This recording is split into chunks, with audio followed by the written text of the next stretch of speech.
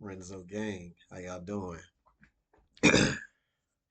Excuse me, y'all. My allergies bothering me a little bit, but today, this is another WrestleMania video. I haven't done one of these in a while. Yeah, it's been a little minute since I've done a WrestleMania video.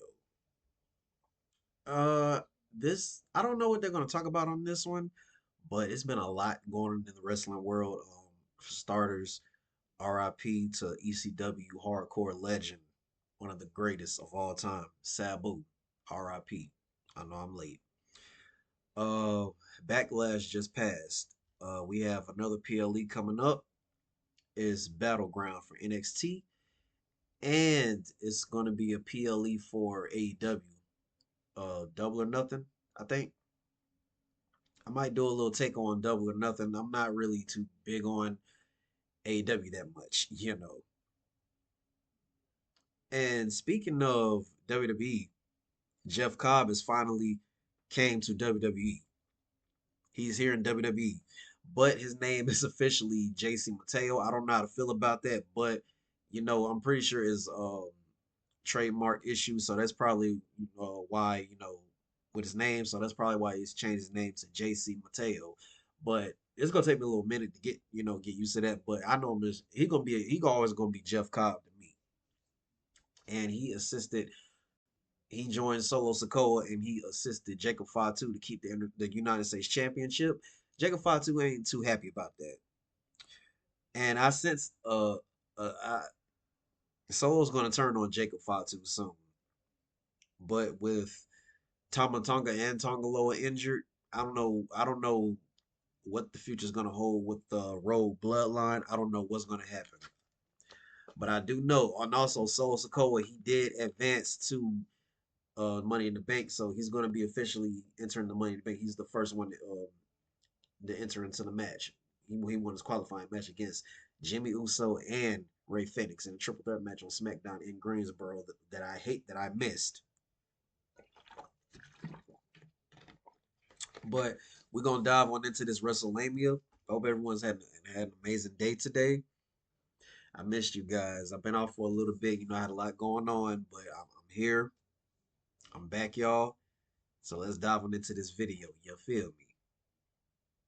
What is going on, guys? It is WrestleMania here, back with some more news. Join us now as we look at this week's edition of the Blue Brand, as well as the wildest news stories and rumors you need to know, including WWE accused of false advertising, a jailed former WWE star declared unfit to stand trial, is Hulk Hogan taking over Hooters, a new name for a WWE superstar, Bayley coming back better than ever, a huge referee botch on SmackDown, Nia Jax took a bad bump on SmackDown, and much more. Be sure to subscribe and hit that notification bell for daily wrestling videos and follow us on Facebook for exclusive lists. Also check out our new videos on WrestleMania XL. Wrestling news. Now, as always, we won't recap the matches, but just look at the good, the bad, and the downright ugly. As always, we start off with the good as number one, excellent interview with R-Truth. R-Truth did it again this weekend, showing that he can be serious when he needs to be. Truth. See, I love R-Truth. He's definitely one of those superstars. Like they said, he can be serious when he needs to be, and he's just downright hilarious, bro. Like, it don't make no sense how funny R-Truth is. Fortunately, I have not had the opportunity to actually see R-Truth, but eventually, when I do go to a show and a PLE, hopefully I can be able to see R-Truth before he retires. I'm very upset I never got to see John Cena. He was always used to be one of my favorites, but it is what it is. Sit-down interview with Wade Barrett showed him seamlessly switch from his comedic character to a more serious one, with Truth vowing to beat some sense into Cena and restore the man who supported hustle, loyalty, and respect. Number 2, WWE developing undercard. WWE continued using SmackDown's extra hour to develop its undercard, with segments profiling superstars including Humberto, Aleister Black, B-Fab, Michin, and Carmelo Hayes, just to name a few. While some WWE fans may not care about one or more of these superstars, the promotion's efforts to build fans' interest and create interest are encouraging, as you never know who will be a breakout star. Number 3, an excellent build for Saturday night's main event and next SmackDown. The WWE worked hard to hype next week's Saturday's main event and SmackDown, Yeah, they did. with some big match announcements and promos to get the fans interested in both shows. The only downside is if WWE drops one or more matches and finds itself accused of false advertising. I'm not gonna lie to y'all. In that match, I really do not want Charlotte Flair to win. I'd rather y'all get at Julia or the other or Zelina Vega. Like, seriously. I'm tired of Charlotte Flair. No shade, I'm tired of Charlotte Flair. And then her attitude, I can't stand it. I'm not a Charlotte Flair fan anymore. It, I don't know what it is about Charlotte Flair. It's just she act like she's better than everybody, and I cannot stand that type of behavior. I can't stand that. And I know it's a character, but I can't stand. Charlotte Flair just makes me just ugh. Number 4, an excellent Money in the Bank qualifier. A Money in the Bank is one of the WWE's more popular PLEs, and last night's qualifier matches of Alexa Bliss versus Chelsea Green versus Mishin and Jimmy Uso versus Rey Fenix versus Solo Sikoa were excellent. The last 2 or 3 years have seen a major shift in how WWE presents the qualifier matches, making them seem important, which they should be given the Money in the Bank's potential for an easy world title win, and also featuring major names and superstars WWE wants to push. For the women. Fraction versus Profits should be fantastic. The SmackDown Bruh. Fraxium, they one of the best tag teams right now. I'm sorry, but Fraxium is like that. And it's very hard to catch those two. Very hard to catch them. That's how fast they are. tag division continues to improve, despite it already being white hot.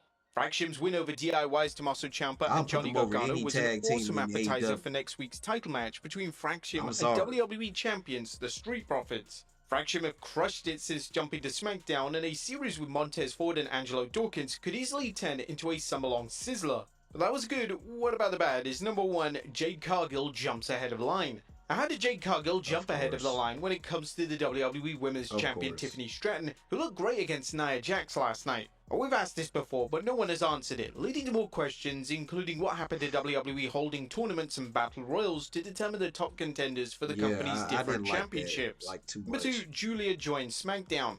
Julia is one of the hottest upcoming stars of the women's division, but is SmackDown really the right fit for her? While the former NXT Women's Champion seems ready for a main roster promotion, why did WWE have her appear on Raw only to have her jump to the Blue brand? Let's hope that WWE has a storyline for Julia to keep her from getting lost in the shuffle. I was confused. Number 3, Solo Sikoa show is DOA. A Solo Sikoa storyline continues to drag, whether it's his interactions with Jacob Fatu and JC Mateo, or the curious decision to book him in the men's Money in the Bank match over Rey Fenix and Jimmy Uso. While we understand that WWE is building up Jacob Fatu versus Solo and JC Mateo with the storyline, which continues to crawl like a 3-legged turtle, Solo may as well be a manager considering how much he jobs every week. And Rey Fenix, Job Squad. At this point, with Solo Sikoa, let this man, like, come on, man. Don't throw Solo Sikoa in the shuffle. See, for one thing, I don't like that WWE has done with Solo Sikoa. He's not had a WrestleMania match yet. Just like when Samoa Joe's in WWE, he's only had one WrestleMania match, and that match was terrible because Rey Mysterio was injured, and Samoa Joe, he was injury prone. And I'm like, Solo Sikoa has work, especially after Roman Reigns took some time off after Mania 40 after he lost the championship. Solo Sikoa stepped up. Why has he not, come on, WWE. Like, what y'all doing with Solo? And I get some storylines, one thing about Triple H, he's very good at, long-term storytelling. But some storylines is like, it's dragging a little too much. A little bit much. Like with Solo Sikoa, his storyline is dragging a bit. Like, put the rocket on Solo Sikoa. Speaking of jobbing, has Rey Fenix officially become a jobber to the stars? Rey's SmackDown run has been considered a bust, especially compared to his brother Penta, who at least got a strong push for a few months before he started losing. Phoenix, by comparison, never had a chance, and it's a shame that WWE didn't put him in the ladder match, as he would have undoubtedly added to the match's huge excitement. That was nothing downright ugly. This is one of WWE's better episodes of SmackDown. Reminder that 3-hour show can work when they're booked properly. The only question is why WWE struggles to do so consistently. What did you guys think of the Blue brand last night? Let us know in the comments down below. Now let's move on to the news. Now, first story looks at WWE accused. The top of today's news is a story involving Cody Rhodes and the question why WWE advertised him for the 16th May SmackDown when Rhodes didn't even appear. Some fans are accusing WWE of false advertising, and while WWE can always rely on the caveat cards subject to change without notice, fans who drop big bucks for tickets are bound to be unhappy when a top talent is nowhere to be found. Ringside News noted fans taking to social media to express their disgust, and here's one tweet from a fan who was upset by Cody's absence. WWE advertising Cody Rhodes for the Greensboro show and then having 0 top stars not there is a good way of telling me to stay clear of never attending any WWE show that comes here. Even the Raw in Charlotte that I attended a few months back wasn't worth it. No shows are never good, especially for... I ain't gonna lie, the show in Charlotte could have been a little better. It could have been a little better. It's bigger than Greensboro. You could have had a little more stars. I was happy to see AJ Styles and Seth freaking Rollins and Braun Breaker, but I wanted more. You know, y'all could have had CM Punk out there. And I don't know why Roman Reigns all of a sudden he doesn't like doing North Carolina shows. Like, come on, Roman. But yeah, like I didn't really, even though I didn't go to SmackDown a couple nights ago, they were advertising for Cody Rhodes to be there and he didn't show up. I was expecting him to be there. And John Cena, of course, he didn't show up. He wasn't even scheduled to be there. And I'm like, okay, I mean that's John Cena. Promotion knows a wrestler isn't going to appear but still advertises them. While we don't know whether WWE knew Cody wouldn't be there, the company has been accused of advertising top talent when they knew they wouldn't be there. Some fans have suggested that WWE is doing so well that they're oblivious to fans' growing resentment over increased ticket prices and noticeable changes to the quality of the product. Right now, ticket sales are just out of control. If you want to get in the front row of Money in the Bank, well, you're going to have to shell out at least $6 grand for it. This is insane for a non-Big Four PLE. Next up, 2 Saturday night's main event matches announced. That's ridiculous. Now it looks like WWE isn't holding back booking some big bouts for the 24th May Saturday night's main event. WWE have now announced an undisputed championship match between John Cena and challenger R-Truth. They also announced a steel cage match between Drew McIntyre and rival Damian Priest. They also have World Heavyweight Champion Jey Uso taking on Logan Paul, and CM Punk and Sami Zayn versus Braun Breaker and Seth Rollins. This is one of the strongest Saturday night's main events since WWE relaunched the show. An interesting development because WWE has Money in the Bank and Night of Champions coming in June. Is this a sign that WWE is trying to advance storylines faster? A jailed former WWE star declared unfit to stand trial. Now there's news on former WWE superstar Billy Jack Haynes' current criminal case involving the alleged domestic violence homicide of 85-year-old Jeanette Baycraft dating back to February 2024, his wife in fact. According to ABC affiliate Cato 2, a Multnomah County judge Wednesday ordered William Albert Haynes to be sent to Oregon State Hospital, ruling he is unfit to assist his own defense. They provided more details on the proceedings, saying a copy of the order signed by Judge Angela Lucero cites a report by a certified evaluator that looked at Hayes' behavior at the hearing, statements from his attorneys, and stipulations from both the defense and the prosecutors stating that he's unfit. The report adds that Hayes' trial is currently scheduled for December 2025, and there will be another hearing on 20th May concerning the former wrestler's fitness to stand trial. The report suggests it's unlikely Hayes will be deemed competent to stand trial. Next up, a new name official for a WWE superstar. The WWE hasn't wasted any time repackaging recent acquisition Jeff Cobb, as fans saw the former New Japan Pro Wrestling talent renamed JC Mateo on this week's SmackDown. While JC was identified as Jeff Cobb at Backlash during his debut, WWE gave him a new name. Yeah, I didn't understand that. Why did y'all address him as Jeff Cobb and then you... Oh, man. I ain't gonna lie. That did tick me off. I'm not gonna lie to you. I was like, JC, and when so was JC, I'm like, what? On this week's SmackDown, which is standard operating procedure for new talent as WWE looks to lock down intellectual property for talent regardless of how long they worked in the industry for, which in 42-year-old Cobb's case dates back to 2009. What do you think of this new ring name for Jeff Cobb? Does it sound right? Next up, Julia joins the Blue Brand. Now it's official, former NXT Women's Champion Julia has joined the SmackDown roster. Julia was seen backstage with General Manager Nick Aldis, introducing Julia to Alexa Bliss and Charlotte Flair as the Blue Brand's latest acquisition. The promotion follows the 31-year-old Japanese sensation joining NXT less than a year ago, a I sign do of not how highly want Charlotte WWE Flair in thinks of this her. There's no match. word on what's next for her following her successful run on We NXT already know though. she's Next gonna up is win. Hulk Hogan taking over Hooters. Could Hulk Hogan help revive Excuse Hooters me? franchise? A new report from Business Insider suggests the longtime food franchise known for its chicken wings and, servers, could bounce back from its current financial woes. The financial news site notes Hulk Hogan's Real American Beer brand is looking to acquire Hooters' intellectual property. Hooters filed for Chapter 11 bankruptcy protection in March, and the IP acquisition could lead to the franchise hulking up. One source told a Business Insider that Real American could potentially license the Hooters name back to the restaurant at some point, and that the beer company is not interested in acquiring or operating any Hooters locations. Will Hooters be more successful in Pastamania? Next up, Bayley coming back better than ever. Now, Bayley hasn't been seen on WWE television since she was attacked by Becky Lynch before WrestleMania 41, and Lynch took her place in the tag match, defeating Liv Morgan and Raquel Rodriguez to become WWE Women's Bayley, Tag she Team can't catch a Champions. break. Whilst we haven't seen Bayley since then, she has been working hard behind the scenes to get into the best shape of her life. Bayley posted a picture on social media with the words "comeback season," and she really does look better than ever. Next up, when is Liv Morgan coming back? Now, Liv Morgan, one half of the Women's Tag Team Champions, had recently made it. And that's what I don't get. Why not have them relinquish the championships if she's not going to be there? Like, I hate that idea of an absent champion. Relinquish the titles. I cannot stand that in any wrestling company. If they're not going to be there to compete, they need to drop the belts. I cannot stand that. I really cannot. I really cannot stand that. You have other talents that's deserving. And then once you come back, then I mean, okay, I'm calm. Yeah, I'm a wrestling fan, so stuff like this gets under my skin. Like, why did y'all not relinquish the championships? Why keep it until she comes back? Why? I'm not a fan of that at all. Like, I'm not a fan of that. You have other superstars that are deserving of those titles. Why keep it until she comes back?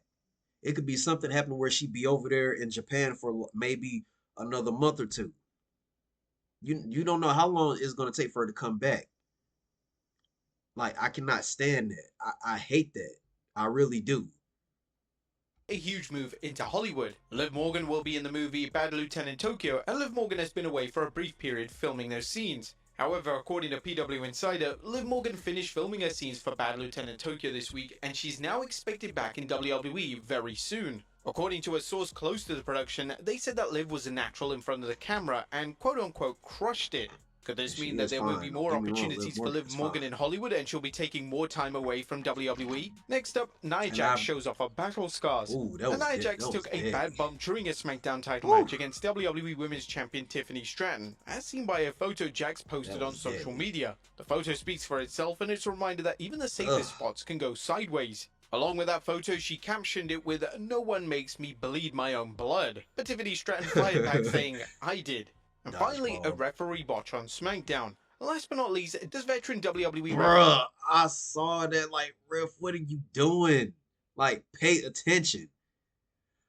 Boy, I was heated when I saw that. Like, bruh, what are you doing? Pay attention.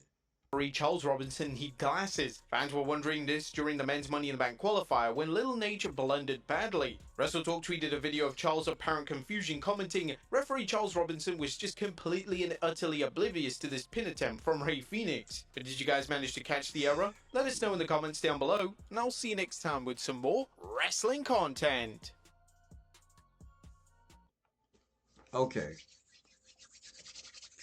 WrestleMania, wrestle content, wrestling fans. Okay. I'm not gonna lie. I don't know what it is about. It's like ever since WrestleMania, wrestling has kind of had like a weird, some sort of weird vibe to it lately. I know I'm not the only one that has noticed that. I'm not the only one that's noticed that. And then with the whole bloodline situation, I don't know what they're doing with Solo Sikoa. I'm not really too happy what they're doing with Solo Sikoa. Tama Tonga and Tonga Loa are both injured. I don't know how long Tama Tonga is going to be out. Tonga Loa is going to be out for a minute because he had a bicep injury at War Games, so he's going to be out for a minute. I don't know how long Tama Tonga is going to be out, and I don't know what they're going to do. Are they still going to be with Solo, or are they going to betray him and go with Jacob, or I don't know what's going to happen. I don't like the fact that Charlotte Flair is. We already know she's going to advance in that Money in the Bank qualifiers match. We already know that. And yet, like they said, why have Julia over there on Raw when you're gonna put her on SmackDown? That made absolutely no sense whatsoever. I don't like the fact that they changed Jeff Cobb's name to JC Mateo just for you to acknowledge him and call him by his name Jeff Cobb when he made his debut on Backlash when he made his debut. What sense did that make to call him Jeff Cobb and then I don't get it. Now, what I did love about the show, what I did love about SmackDown is I did like the qualifier matches. I did like those. The matches were good for the men and the women. Alexa Bliss, she deserved it. Solo Sikoa definitely deserves it because. And now, no, no, no, don't get me wrong. I like Jimmy Uso and I love Ray Phoenix. Ray Phoenix would have been, Lord have mercy, he would have been phenomenal in that match. And I guarantee you, Penta is going to be put in a qualifiers match, and I will be upset if Penta wins and Ray Phoenix is jobbing. And don't even get me started on Dragon Lee. I don't know what y'all doing with Dragon Lee. What are y'all doing with Dragon Lee right now? Just like Humberto and Angel Garza. I do not like how what I like I'm not thrilled on what y'all doing with those two. Santos deserves a push. For God's sake, Karrion Kross deserves a push because back then when Roman Reigns was the top heel in WWE, after Roman Reigns, it was supposed to be Roman, and after Roman falls, Karrion Kross is going to be next. Then it was supposed to be Gunther. Don't I now love Gunther. I love Gunther, but Karrion Kross was supposed to be the next heel after Roman. Y'all been dropping the ball on Karrion Kross. Just like, for example, WWE missed a huge, huge, huge milestone rivalry with the Final Testament and the Wyatt Six. Bo Dallas's Uncle Howdy and Karrion Kross could have had a phenomenal back and forth promo war backstage. That would have been phenomenal. But they dropped the ball on that, and the Wyatt Six are over on SmackDown. But I didn't know that Bo Dallas was injured. I did not know that. That's why another reason why we have not seen the Wyatt Six because he's injured. I did not know that. Oh, what else? Fraxium. I love Fraxium. It's gonna be hard to beat those two. Like I said, I'll put them up against any tag team in WWE and over in AEW since Will Ospreay made that comment that he made saying we're better at this, that, and the third. Will Ospreay, let's be real. I love you, Will Ospreay, but let's be real now. When I went to AEW, y'all don't fill y'all arenas all the way up like WWE. Yes, and I do agree. WWE needs to lower them prices. Like, good God, lower the prices. But at the same time, at least WWE can sell out arenas and stadiums. AEW still cannot do that. Even their biggest stage, they have not even sold out their biggest stage. So Will Ospreay, you cannot say that's your opinion, but you do not come at WWE. Y'all are not better. Because I'm not gonna lie to you, I have low key slowly lost interest in AEW. Y'all PLEs are too long. The PLEs are like literally 13 matches on the card, 30 minutes apiece. I literally skip matches sometimes like good God. The matches are long for no reason. WWE, they have their pros and cons. AEW have their pros and cons. I'm a wrestling fan of both. I love both, but honestly, I don't know what it is. The spirit of wrestling right now is not it right now. It's not. For all my real wrestling fans, you know what I'm talking about. It's just not been hitting like that. It has not. And I'm sorry, the build up WrestleMania 41 was horrible. I was ready for WrestleMania 41 to be over with. It's been a while since I've had a WrestleMania that I was not excited for. That was one of the WrestleManias. The build up was terrible. Backlash was pretty straight. Saturday Night Main Event, it is what is whatever. I'm ready to see who all is going to qualify for both the men and women for Money in the Bank. Right now, I'm not really too thrilled on Jay Uso's title reign like that right now. John Cena's heel turn horrible.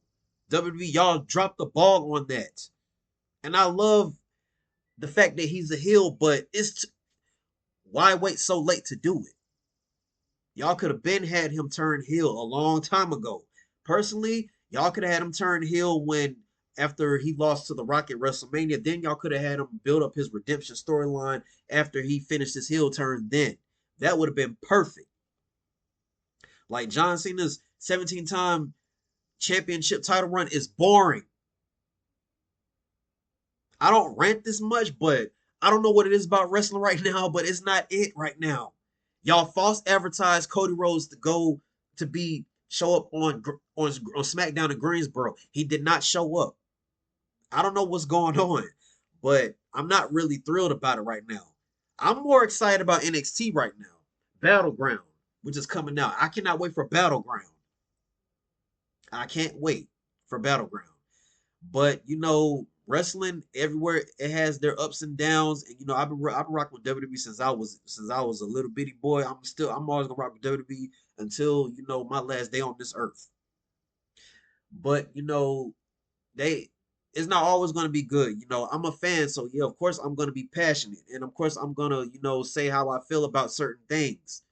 It happens. Like it was a period in time in WWE where I got so sick of WWE, and I was still rocking with them. I'm loyal to WWE even through the COVID era. I stuck with WWE and AEW through the COVID era. WWE was going through it bad. Like I was team, I was straight. I was like, Raw, SmackDown, NXT saved it.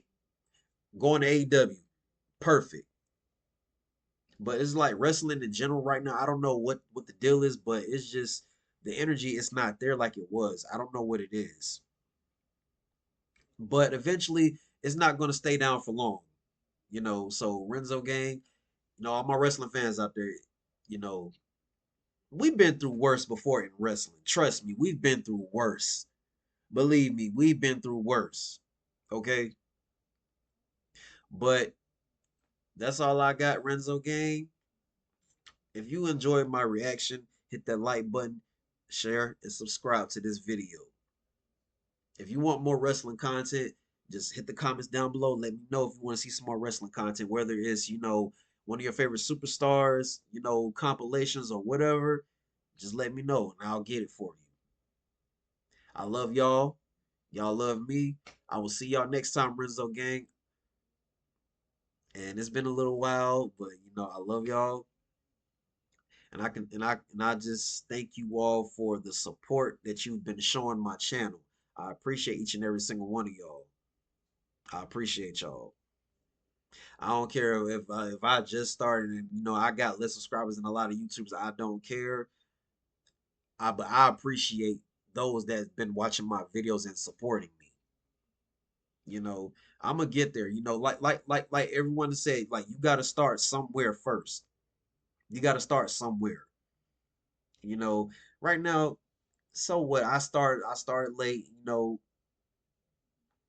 Every YouTuber, we go through our ups and downs when we first start. It is what it is. Eventually, my channel is going to grow. I guarantee you, my channel is going to grow. It might take a little minute. My channel will grow. But right now, yeah, I'm very humble right now. Like even when my channel, get big, and you notice I didn't say if. when my channel get big. I'm still gonna remain humble.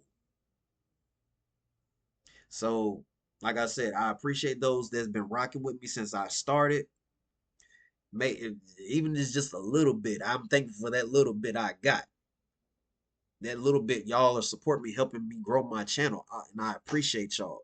And but first and foremost, I want to thank Almighty God, because without him, this channel would not be here. Without him, y'all would not be watching my channel. So I thank Almighty God, the Father and the Son. Thank you, Almighty Father God. Thank you, Jesus. But that's enough of my rant for today. I love y'all, Renzo Gang. I'll see y'all next time. You feel me?